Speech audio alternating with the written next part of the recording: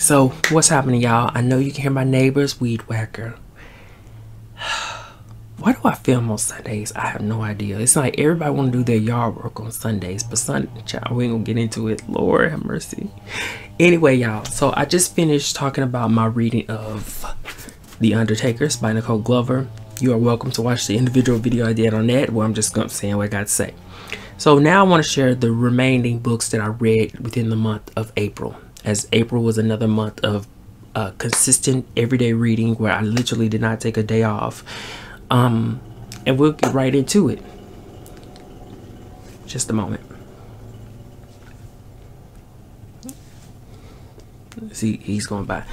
So after I read The Undertakers, I use this app on my phone where it's kind of like I'd be like, well, it's this app on my phone because I don't use Goodreads anymore, that I use to track books, the books that I haven't read. So I put all the unread titles on the app, and then I kind of do this like random number, random letter thing, and then I pick a book. But that helps me pick up titles that have been either resting on my shelves for too long, or that I just completely forgot that I had, that are unread, and it just, I get to revisit them and then actually give them the proper opportunity.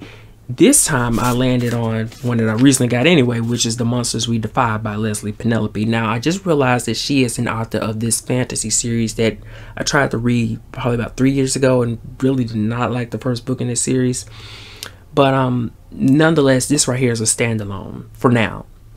But it has to do with this woman named Clara, who is a medium. You know, she can see ghosts, she can hear ghosts, and the setting is in the late 20s, early 30s in Boston. So there's that history as well as magic, and the primary purpose of this book, or Clara's story in this book, is she is going to gather some forces of different individuals to pull off this heist where she's going to steal this magical item, which is going to help relieve her of some kind of ailment in regards to the occult. I didn't get far enough to really sell you what this book is about, because I stopped at page 32. It just wasn't picking up fast enough for me. It's not a DNF necessarily, but I think that the primary thing that made me stop was the fact that I read it too closely to this. So we're talking history, alternate history, magic, and mystery. It was too close to this. You guys know what my resounding thoughts was about this book. Way too close, way too close. So at a later date, and I think that is okay. These days I'm just like, it either work or it don't. Another time, fine. If it don't work then, fine. But we'll give it another time. But I do want to share that. So I did my little application of random picking out books, and then I landed on Crooked House by Agatha Christie. This right here is a leather-bound collection that I bought a couple years ago. It contains And Then There Were None, Crooked House, and Endless Night. So I read Crooked House by Agatha Christie. It has to do with this man named Philip, who, I think it was after World War I. He's in Egypt and he meets this woman. She's the official or administrator of some sort, but she has a position. But she comes from a wealthy family, and he is immediately drawn to her, immediately attracted to her. They immediately start setting plans for marriage. But right before they decide to go ahead and connect in England to get married, her grandfather dies and he's actually murdered. It's classic whodunit, classic Christie, all those sort of things. The issue, of course, is that they cannot wed until his murder is solved. You know, they have to get the arrangements together as well as his estate and those issues. Now, I haven't read a lot of Agatha Christie books. Generally, the ones I have read is kind of hit or miss, sort of. I'm not that big of a fan of hers like a lot of other individuals, for just some simpler reasons. Take And Then There Were None, for example, the original work. But that's really kind of not even irrelevant right now. I don't really care to get into all that. The point is that as a mystery lover, I do crave these type of books, and I can say without a doubt that Crooked House was the business. Crooked House was the business. Now, I was very close to figuring out who done it. I was all right close. It was not until the final end, or right before the big reveal, that I realized who the individual was. But I think ultimately what I want to say about the Crooked House is that it was so freaking slick. Word for word, scene from scene, to the undressing of the suspects, to relaying what their individual motives and opportunities for the murder may have been. It was freaking slick. I tell you, it was slick. So I just couldn't put Cricket House down when I got started. So I read Cricket House, and I did my spin the wheel thing again. And I ended up landing on a book that I decided to pass on because I was still in my feelings about Cricket House. Like, I was like, I wanted another Christie book. So I said, why don't I just finish this book out and read Endless Night, which is the final book in this. And Endless Night has to do with this man who, once again, is in love with this woman. She has a very interesting setup in her life. She's from a wealthy, it's really just about so super similar to Cricket House in the two main protagonists, or the man and the woman character. The only difference I can say is that I was completely bored by Endless Night. Absolutely bored. You know, it had to do a lot with gypsy curses. They were trying to build this mansion on this supposed haunted or cursed ground where a lot of accidents occur. And the thing that was boring to me was that it just took too long to sort of get the movement and the momentum going. A lot of the first part of the book, it was just laying down the legwork of their romance. And then it just was just too much chatter, too much talking about estates and life choice. It just wasn't getting to the point. It wasn't getting to, here's the round table of suspect characters, let's go through, you know what I'm saying? Like, it just wasn't getting to it. So Endless Night was boring. I ended up finishing reading it. I was more or less moved by the end of it, but 2 Christie books was decent for me, and now I can put this up. So after I tried to read Endless Night, after I read Endless Night, actually, I tried to read Harlem Sunset by Nikisa Afia. This came up on my roundup list. Now, y'all know I had some feelings about Dead Girls. I'm not going to go into that again. Y'all can check out my older videos. But I finally picked up my copy of Harlem Sunset, and it was just as disappointing to the point where I just skimmed through it. When you have your setup is a cast of characters are sitting around the dance floor, all of them drinking from a liquor bottle. This new character has come about. They're sitting around at the end of the night drinking from a liquor bottle. Then they all pass out and they wake up when one character's dead while the other one is covered in blood. You are asking for too much. You don't have the skill to pull that off. You don't have the skill to sell me on that, on how you're gonna really make that work. Agatha Christie can do it, I know, but this Harlem Sunset, not so much.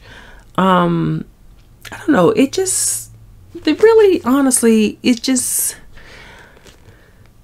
I could really just kind of go into it, but I don't know, it's kind of like one of those books where just like, it's too ambitious and not grounded enough to pull it off. You know what I'm saying? Like, too ambitious, just not grounded enough. So I basically skimmed through this after I got about halfway through, and it was just like, you're asking too much from me, and I just kind of skimmed through it. But Harlem Sunset, and the next book I believe is going to be coming out next year. So, you know, I'm always about giving authors more chances and stuff, and I will do that. You know, maybe that time would bring some improvement, but there's not a lot I can say about Harlem Sunset. I was not moved at all. Honestly, I wasn't moved at all. I wasn't moved. Sorry, I just wasn't. So the final book that I read was Blood Rights by Mike Phillips. I think he's from Guyana, moved to London in 1955 at the age of 13. So he's a black mystery writer. This was published in 1989. It has to do with this black journalist who is enlisted by his college friend to look for this politician's daughter who has gone missing and who has been reported to have moved or been navigating the streets of London with this black guy who we later found out is much closer to her as a brother than anything else. So the reason that the family employs this black main protagonist is because, you know, he knows the streets, he's a journalist, he knows where to get the answers that they look for, and he goes about doing it. I love this book. Now, it wasn't the greatest thing in the world, but I love this book for the simple fact that I don't appreciate noir novels as much as I think I probably should have. Like, I did enjoy like the Maltese Falcon. You know, I don't think I've read a Ross McDonald book yet, but like, you know, the Maltese Falcon, Dashiell Hammett. The point is that those books don't speak to me, really. You know, I'm not a fan of how a lot of the views are, but what I loved about this book is that this was like those authors, but much more closer to home than anything that I've ever read by any of those characters, those authors.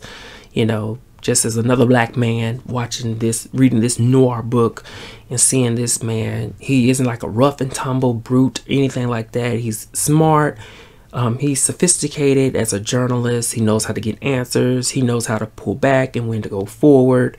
And he's dogged, just like those characters. And the end result is that he's put in place to uncover the similarities that we see in a lot of those noir authors, where, you know, the family that they're working for, or these characters are working for, there's usually this problem of wedding or we'll just say murder and twisted sex.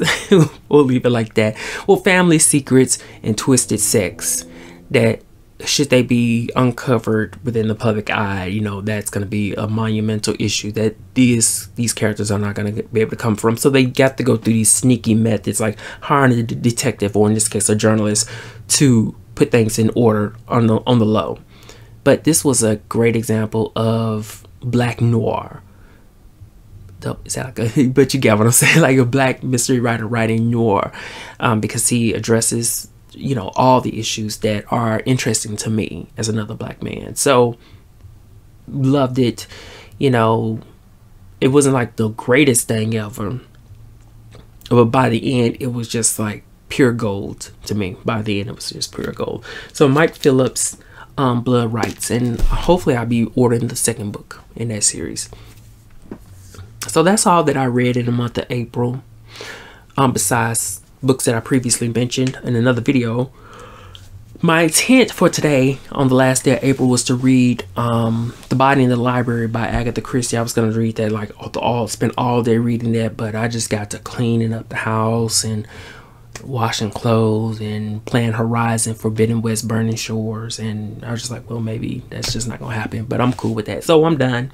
I'll talk to y'all later. If you read any of these books, let me know down below, and y'all know how that stuff goes, but I think I'm ready. I'm done. Bye.